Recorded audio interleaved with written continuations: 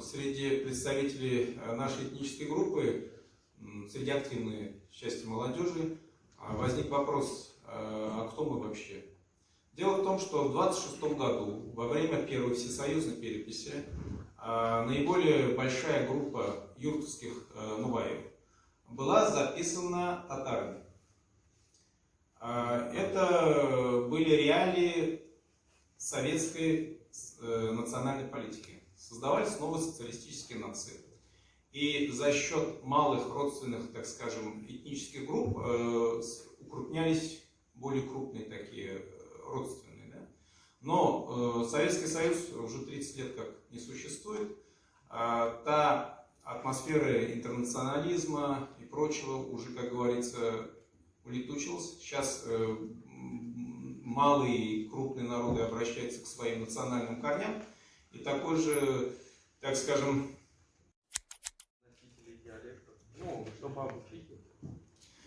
дело в том, что это можно, да, делать, начинать с кружков. Да, с кружковой работы можно это делать. Но для этого нужно сперва... Опять-таки, этим сейчас, скорее всего, будут заниматься именно энтузиасты. Потому что в школах, вы знаете, чтобы там учебники и прочее ввести, нужно пройти вот эту сертификацию через министерство и так далее. А это очень довольно сложно. Но на таком уровне, да, мы об этом думаем. И там не только для детей, там с подростками уже надо работать в этом направлении. Потому что многие упущены моменты. Еще есть вопросы? Пожалуйста. Сколько молодежи заинтересована именно в сохранении этого диалекта? Ну, как вам сказать, все зависит от места проживания. В селах интерес больше. В городской среде, где урбанизация, там сами знаете. Спасибо. Пожалуйста.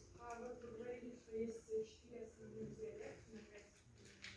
Нет, не диалекты, субэтносы. Да, у них у всех вы пытаетесь создать свой код языка, он будет у каждого разный, или все-таки один из 4? Дело в том, что у тар и у кундровцев язык, он близок именно к юртовскому. А у карагаш-нагайцев он немножко отличается, он ближе немножко к кубанскому. То есть там, если создавать вот этот диалект, вернее, вот эту норму здесь, здесь можно еще в дальнейшем охватывать нагайцев Оренбуржья. Где-то, ну, навскидку где-то 100 тысяч человек будет это. То есть с нашими, с астраханскими и с оренбургскими судами. А для 100 тысяч человек уже данная норма, под эту норму уже можно и учебник выпускать. И все.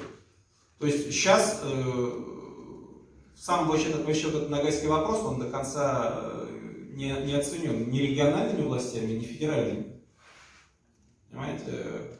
Здесь можно решать многие вопросы такие, и культурные, и политические, и прочие. Просто нужно, так скажем, все эти вопросы и все эти ответы взвесить и посмотреть. Еще есть вопрос? Спасибо большое.